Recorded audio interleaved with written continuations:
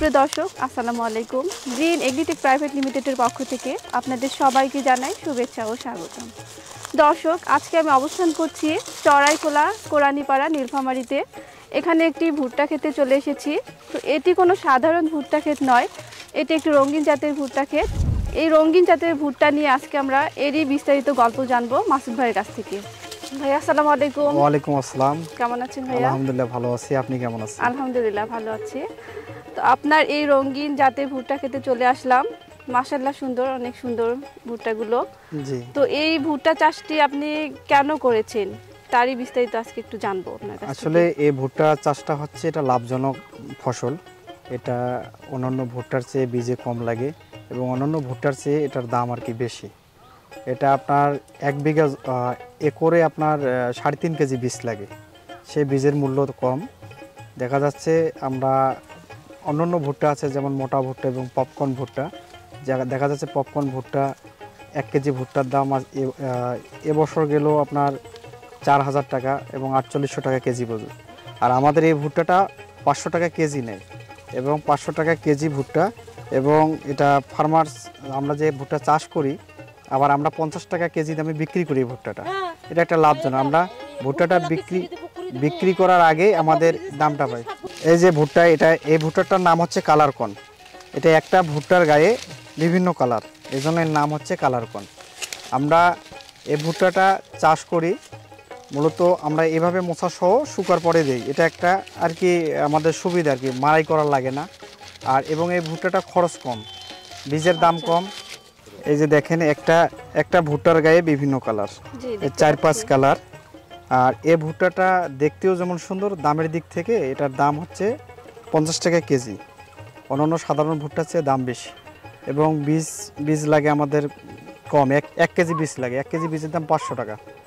এটা আমরা একটা পাচ্ছি কম খরচ, এবং এই ভুট্টাটা হারভেস্ট করার পরে এইভাবে শুকার পরে আমরা দিতে পারতেছি 50 টাকা রেটে, এবং এটা একটা মাড়াই খরচ আমরা কম পাইতেছি। এবং এটা আমাদের যেন ফলনের দিক থেকে অন্যান্য ভুট্টার চেয়ে ফলন একটু কম হলেও দামের দিক থেকে বেশি। যেমন অন্যান্য ভুট্টা বর্তমান বাজার মোটা ভুট্টা আপনার 19 টাকা 20 টাকা চলতেছে, যেমন পপকর্ন 28 টাকা 30 টাকা চলতেছে, কিন্তু আমাদের এই ভুট্টাটা 50 টাকা কেজি এবং ফিক্সড দাম।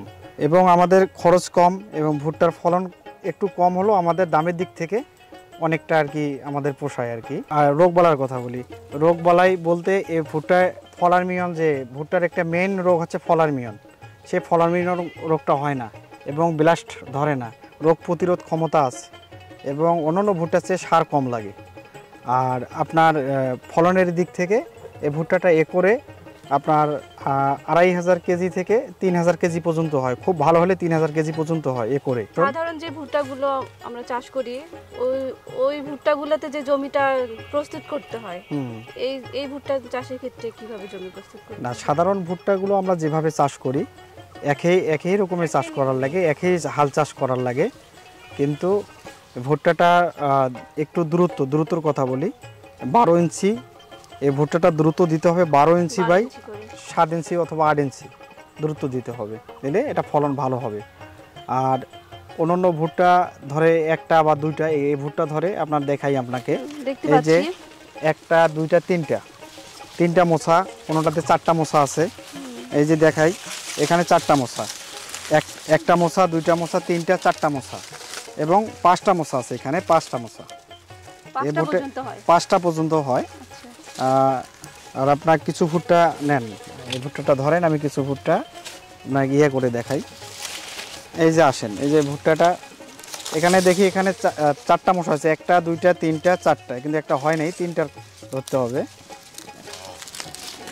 এই যে ভুট্টাটা আমি করলাম, দেখেন যে এই ভুট্টা, এটা কালার কোন, দেখেন বিভিন্ন কালার।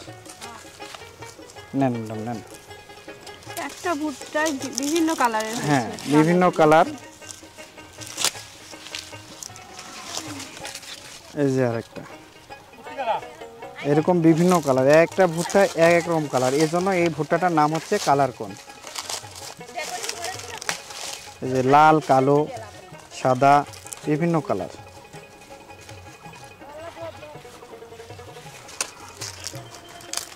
আর এটার জীবনকালের কথা বলি, এটা জীবনকাল অন্যান্য ভুট্টার চেয়ে কম।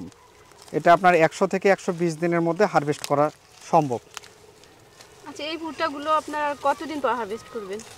এই ভুট্টাটার হাইয়েস্ট 10 থেকে 15 দিনের মধ্যে হারভেস্ট হয়ে যাবে, হয়ে গেছে। কিছু ভুট্টা কাঁচা আছে, এই জন্য হয়তো আমরা হারভেস্ট করতেছি না। 10 থেকে 15 দিনের মধ্যে আমরা সব ভুট্টা হারভেস্ট করব। আচ্ছা, আর নরমালি যে ভুট্টাগুলো হারভেস্ট করা হয় যে টাইমটা লাগে ওর তুলনায় এটা আগাম কম। হ্যাঁ, এটা আগাম, সময় কম নেয় আর কি। আচ্ছা, কম সময়ের মধ্যে হয়।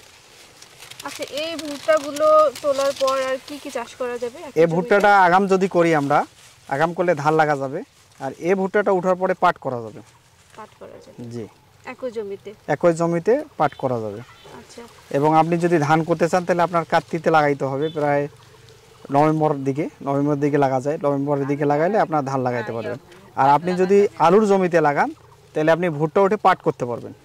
আচ্ছা, এই ভুট্টাটা যদি কেউ চাষ করতে চায় সেক্ষেত্রে কখন লাগালে ভালো হয়, ফলন ভালো?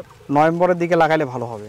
উচ্চ ফলন পেতে গেলে আপনার নভেম্বরের দিকে লাগাতে হবে, নভেম্বর থেকে ডিসেম্বরের মধ্যে। আর এগুলো আপনারা যে হারভেস্টিং করেন এগুলো কিভাবে করেন? এগুলো হারভেস্টিং এটা কোনো মারাই হয় না। এইরকম ভুট্টা হারভেস্ট করার পর শুকাইতে হবে, শুকার পরে এটা এইভাবে ওয়েট করে দিতে হবে। আচ্ছা, এগুলো কোথায় যায়? এগুলো সরাসরি, এগুলো আমাদের বায়ার আছে, আমাদের এখানে এজেন্ট আছে। আমরা এজেন্টের কাছ থেকে বীজ নেই এবং এজেন্টকে এই ভুট্টাগুলো দেই। আচ্ছা, আপনাদের বাইরে সেল করার কোনো পেরেশানি নাই? না, বাইরে সেল করার কোনো পেরেশানি নেই। এবং আমাদের এই ভুট্টাটা সরাসরি জাপানে যায়, এদিকে চলে না, এই ভুট্টাটা জাপানে যায়। বাজারজাত খুবই সহজ, জি, দেখতে পাচ্ছি। আচ্ছা ভাইয়া, যদি নতুন কোনো চাষি ভাইরা এটা চাষ করতে চায় তো তারা কেন চাষ করবে? আসলে দেখা গেল আমরা ধান উঠার পরে যে বর্ষাকালীন যে ধানটা, এই ধানটা উঠার পরে যদি কৃষক করে আগামভাবে হাইব্রিড ধান লাগার পরে এই ভুট্টাটা করার পরে আবার শেষ মৌসুম করতে পারবে। এবং শেষ মৌসুম যদি না করে ধান উঠার পরে আলু করার পরে এটা চাষ করা যাবে। এটা একটা মানে যেটাকে গ্রাম্য ভাষায় বলে ফাও ফসল। এটা একটা মনে করেন ফাও আবাদ, আমাদের গ্রামের ভাষায় বলে ফাও। এই যে ফাও আবাদ, এটা মাঝখানে এটা আবাদ হইলো, আবার পাট করতে পারবে। যারা আলু করছে, আলু করার পরে জমি ফেলে না রেখে ভুট্টা করার পরে আবার পাট করতে পারলো। আচ্ছা, মানে এই ভুট্টাটা চাষ করলে খুব তাড়াতাড়ি ফলনটা পাওয়া যায়, যার কারণে ওই জমিতে আবার দ্বিতীয়বার অন্য ফসল করা যায়। এটা হচ্ছে স্বল্পমেয়াদী ফসল। এটা স্বল্পমেয়াদী ফসল, 100 থেকে 120 দিনের মধ্যে এটা আমাদের হারভেস্টিং হয়ে যায়।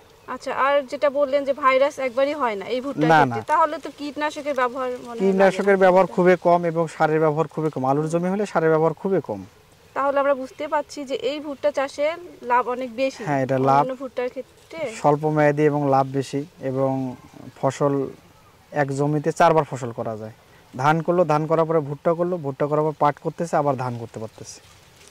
আচ্ছা ভাইয়া, ধন্যবাদ আপনাকে আমাদেরকে সময় দেওয়ার জন্য। জি, আপনাকে অসংখ্য ধন্যবাদ।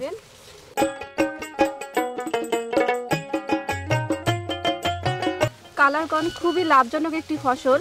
আপনারা আমাদের পুরো ভিডিওতে দেখতে পেয়েছেন যে এই অন্যান্য যে ভুট্টাগুলো চাষ করা হয় সেগুলো যে হারভেস্টিং করতে যে সময়টা লাগে তার থেকে আগাম ফলন পাওয়া যায় এই কালারকর্ন থেকে। এবং এই কালারকর্ন চাষের ক্ষেত্রে ভাইরাসের আক্রমণ তেমনটা হয় না, যার কারণে আপনার কীটনাশক খুবই কম লাগে। ভুট্টার যে একটি পোকা রয়েছে ফলারমিয়ান নাম, এই পোকাটি আক্রমণ ভুট্টাতে করে থাকে। তবে এই কালারকর্নে কোনো রকমের এই পোকার আক্রমণটি হয় না। এই কালারকর্নের বীজ সংগ্রহের জন্য আমাদের স্ক্রিনে দেওয়া নাম্বারে যোগাযোগ করুন।